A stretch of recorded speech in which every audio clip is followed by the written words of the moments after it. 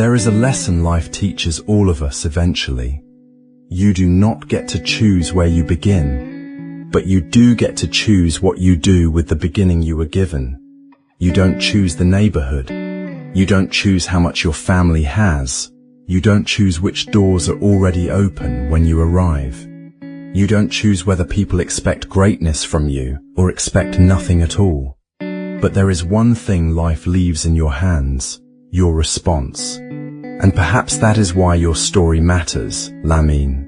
Not because millions know your name, not because you wear the Barcelona shirt, not even because you became a European champion one day after turning 17. Your story matters because before the stadiums, before the cameras, before defenders twice your age were studying how to stop you, there was simply a boy connected to a neighborhood called Rocafonda. Today, the world sees the star, the trophies, the records, the celebrations.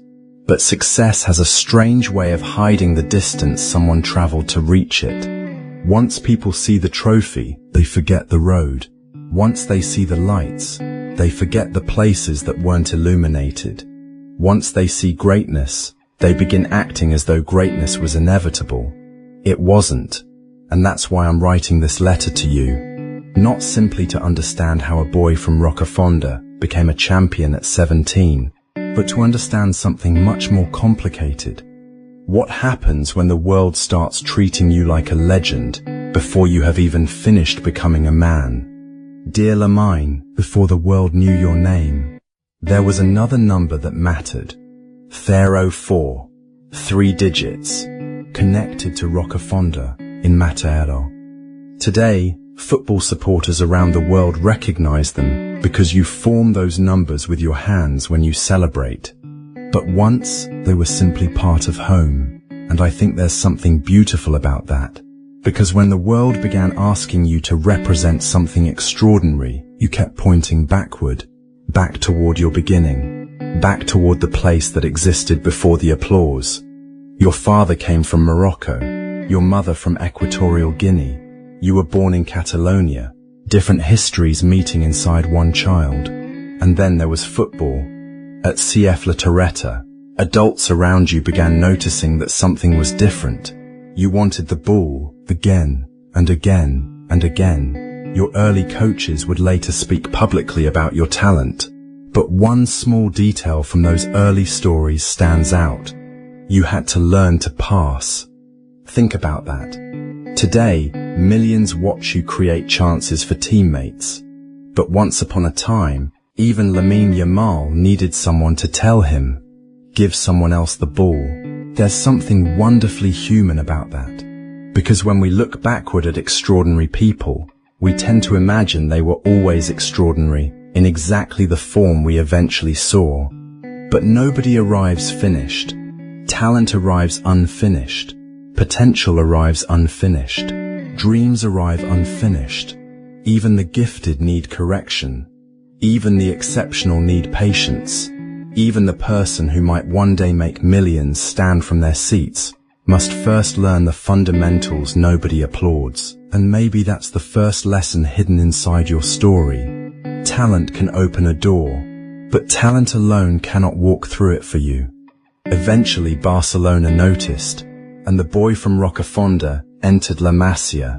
La Masia has seen gifted children before. Messi, Xavi, Iniesta, Busquets, generation after generation arriving with enormous dreams. But being invited into a place associated with greatness doesn't make greatness inevitable. It simply changes the question. Before, the dream was getting there. Now, the challenge was becoming good enough to stay. Training, learning, competing, repeating. The same movements until they became instinct. The same mistakes until they became lessons. The same dream tested against reality. This is the part of success cameras rarely capture. The repetition, because we love the goal, we love the trophy, we love the moment the world discovers someone. But greatness is usually built long before anyone is watching. You cannot control whether the world eventually applauds. You cannot command opportunity to arrive exactly when you want it. But when the next training session begins, when the ball reaches your feet, when the next decision is yours, your response belongs to you. And eventually, Lamine, your opportunity arrived. April 29th, 2023. Barcelona. Thousands inside the stadium, millions more watching from elsewhere. And onto the field came a boy, 15 years old. 15 years, 9 months, and 16 days. Your first team debut for Barcelona. Sometimes numbers make extraordinary things sound ordinary. So forget the statistic for a second. Just think about the age. 15. An age when most people are still trying to understand themselves. School, friends, mistakes. Growing, changing, but your mistakes could now happen in front of thousands. Your successes could become headlines, and your potential could become a public conversation. Suddenly, people weren't asking, "Who is Lamine Yamal?" They were asking, "How great can he become?" That sounds like a gift, and it is. But praise carries weight too, because once people call you special, they begin asking you to prove it. Again, and again, and again. There is a strange tax attached to greatness. Yesterday's miracle eventually becomes tomorrow's minimum requirement. Do something extraordinary once, and people are amazed. Do it repeatedly, and eventually they're disappointed when you're merely good. And Lamine, you were beginning to discover this before you were even old enough to vote. Maybe this is the deepest contradiction in your story. Your football grew up faster than you did. Your ability placed you among adults, while your age still said teenager. The world watched you dribble past experienced defenders, and sometimes seemed to forget something obvious. You were still growing up. Talent doesn't make adolescence disappear. Fame doesn't magically create life experience. A professional contract cannot instantly transform a teenager into a 30-year-old man. Yet this is what happens to prodigies. We see extraordinary ability and begin expecting extraordinary maturity everywhere else. And fame has another strange effect. It turns ordinary mistakes into public events. A bad match becomes a debate. A gesture becomes analysis. A photograph becomes a story. An opinion becomes a headline. Suddenly millions know your name, while almost none of them actually know you. And then came the summer, when everything became even bigger. Germany, summer 2024.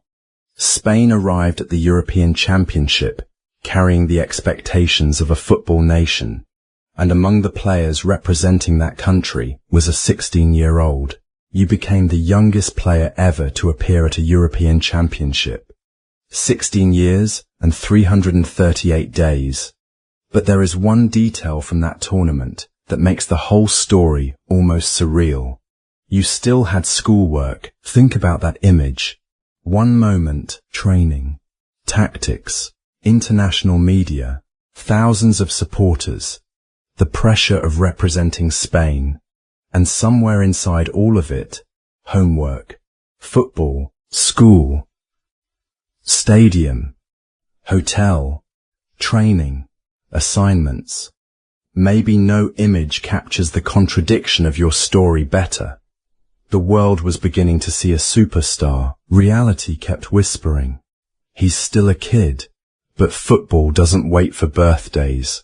Spain kept advancing, and then came France, July 9th, 2024. Spain against France. European Championship semi-final. France scored first. Spain needed something. Then the ball reached you. You moved inside. You looked toward goal, and you struck. The ball curled toward the far corner. Goal. For a fraction of a second, there was that strange silence that happens when people realize they've just witnessed something special. Then came the explosion. At 16 years and 362 days old, you became the youngest goal scorer in European Championship history. 16. A boy from Rocafonda had just produced one of the defining moments of Europe's biggest international tournament. But Lamine, this is where your story changes. Because until this moment, we could tell ourselves that this was simply a story about talent. A gifted child gets discovered, Barcelona develops him, records fall, Spain calls, a beautiful goal, the world celebrates. But perhaps that isn't the deepest story at all. Maybe your story isn't about how quickly you became great. Maybe it's about what happens when greatness arrives before adulthood does. Because after that night, the world would never look at you like an ordinary teenager again.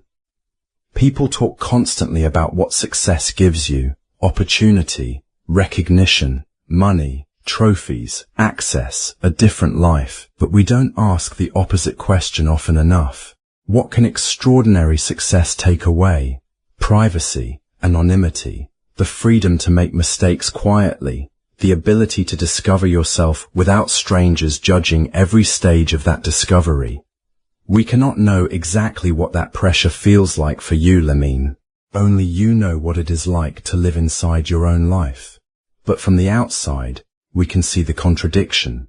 Millions watching, headlines, expectations, comparisons, people discussing your future as though they've already lived it, people comparing you with men who spent decades building their legacies. And maybe this is where your story becomes ours. Because most of us will never experience your level of fame, but we understand the desire for approval from parents, friends, teachers, co-workers, strangers online. We want someone to tell us, "You're good enough." But there is a danger in allowing applause to become your identity, because applause belongs to other people, and other people can change their minds. Today they celebrate you, tomorrow they criticize you, then they celebrate you again. If your sense of worth rises and falls every time the crowd changes its mind, eventually the crowd owns you, and that lesson is much bigger than football. July 13th, 2024. Your birthday, 17. For most teenagers, 17 is a relatively ordinary milestone. Cake, family, friends, messages, perhaps thoughts about school, perhaps thoughts about what adulthood might eventually look like. Your 17th birthday was different, because the next day, you had a European Championship final to play. Spain, England, Berlin, millions watching. You were 17 years and 1 day old, and you became the youngest player ever to appear in either a European Championship or World Cup final. Then came the opening goal. You found Nico Williams. He scored. Spain eventually won 2-1. European champions. And there you were, 17, a medal around your neck. Confetti falling, a trophy. History. UEFA named you Young Player of the Tournament. At an age when many young people are wondering what they might become, you had already become something the world couldn't stop talking about. But there's something we forget about dreams. Life continues the morning after they come true. Movies know where to stop, real life doesn't. The trophy goes up, the music rises, the screen fades to black, but the person has to wake up tomorrow. The confetti gets swept away, the stadium empties, the medal goes somewhere, and another season begins, another match, another expectation, another comparison, another challenge. So what happens when you achieve at 17 something millions dream about for an entire lifetime? Where does ambition go? How do you remain hungry when you've already tasted the thing you once dreamed about? How do you protect the person underneath the player? We don't know your answers yet. Maybe that's the point. Your story isn't finished. It has barely begun.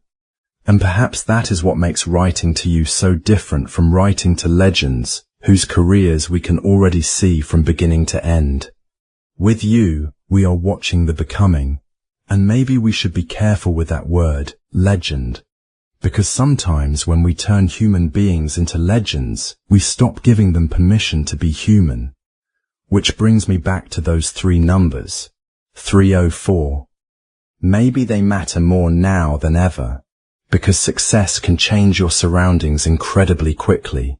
The stadium becomes bigger, the house changes, the people around you multiply, the world learns your name. But perhaps everyone needs something that points backward, something that says, before the applause, I existed. Before the followers, I had a name. Before the trophy, there was a dream. Before the stadium, there was a neighborhood. Before the world decided I mattered, I already mattered to someone. Maybe that's what 304 represents. Not poverty, not limitation, not something to escape and forget. Origin, and there's an important difference. Your beginning should not become a prison, but neither should success make you ashamed of it. Because if becoming successful requires you to hate the person you were before success, what exactly did you win? So keep the number. Keep pointing backward, not because you belong in the past, but because remembering where you came from may help you understand who you are when everything around you changes. Lamine, if I could tell you one thing, it wouldn't be about football. You already have coaches for that. It wouldn't be about becoming the greatest. The world will spend enough time debating that. It wouldn't even be about trophies. You already know what holding one feels like. I would tell you something simpler. Do not allow what the world expects you to become to make you forget who you already are. There will be applause. Enjoy it, but don't need it. There will be criticism. Learn from what is useful. Let the rest pass. There will be comparisons. Messi, other young stars, players who came before you, players who will come after. But another person's path cannot tell you how to walk yours. There are things you cannot control. The headlines, the comparisons, the opinions. Whether someone calls you the next Messi today and overrated tomorrow, those things belong to the crowd. But there are other things that remain much closer to you. Preparation, discipline, humility, how you respond to failure, how you treat people when nobody important is watching, what you do after the bad game, what you do after the great one. Control the next action. Release the rest. Maybe that's one of the greatest lessons your story can teach. Not how to become famous, not how to become a footballer, but how to continue moving when the world is trying to tell you what your life should mean. Because eventually, Lamine, your story stops belonging only to football. Most people listening to this letter will never play for Barcelona. They will never represent Spain. They will never score in a European Championship semi-final. But almost everyone understands something about beginnings. Maybe someone listening comes from a place people overlook. Maybe opportunities seem to belong to everyone except them. Maybe someone told them they weren't talented enough, smart enough, connected enough, young enough. Maybe they're watching your story and thinking, people like me don't end up there. And this is where we have to be careful, because your story does not prove that everyone who works hard becomes famous. Life makes no such promise. It does not prove that talent guarantees success. It doesn't. And it doesn't mean every difficult beginning ends with a trophy. It won't. The lesson is quieter and more honest. Your beginning is information. It is not a verdict. Your circumstances may influence the road. They may make it longer. They may make it harder. They may close doors other people never even noticed were open for them. But circumstances and destiny are not the same thing. And perhaps that's why the boy from Rocafonda matters to someone who has never watched a football match in their life. Because somewhere tonight, someone is looking at where they started and mistaking it for where they are allowed to finish. So Lamine, maybe this was never really a letter about football. Maybe it wasn't even about becoming a champion at 17. Maybe it was about something much older. The difference between circumstance and destiny. None of us chooses the opening pages of our story. We don't choose where we're born. We don't choose every advantage. We don't choose every obstacle. We don't choose what other people think about us. Sometimes, we don't even get to choose what life takes from us. But between what happens to us and what we become because of it, there is a space. And inside that space lives something no trophy can give you: your response. Your beginning may explain you, it may shape you, it may humble you, it may strengthen you, but it does not have to imprison you. Where you begin is circumstance. What you do next is the journey. And perhaps that's the lesson hidden inside 304. Never be ashamed of where you started. Carry it with you. Let it remind you how far you've traveled. But never allow it to tell you how far you're permitted to go. Because the road behind you is history. The crowd around you is temporary. And tomorrow is still unwritten. Lamine, the world has already seen the champion. We've seen the goals. We've seen the records. We've seen the trophy. We've seen the boy from Rocafonda stand beneath lights, reaching almost every corner of the world. But perhaps your greatest challenge is still ahead. Not becoming more famous, not collecting more trophies, not proving every critic wrong. Something quieter, something harder. Becoming the man worthy of everything the boy once dreamed of. So keep pointing back. Remember the beginning. Respect it. Carry it, but never be trapped by it, because you do not get to choose where you begin, but your beginning does not get to choose where you finish. Dear Lamine, the world has already seen the champion. Now comes the harder journey, becoming the man behind the legend, with respect, until the next letter. If there is a legend whose life taught you something about your own, leave their name below. Maybe the next letter should be for them. Subscribe to Letters to Legends, because sometimes the greatest lessons don't come from people telling us how to live. They come from watching how someone lived.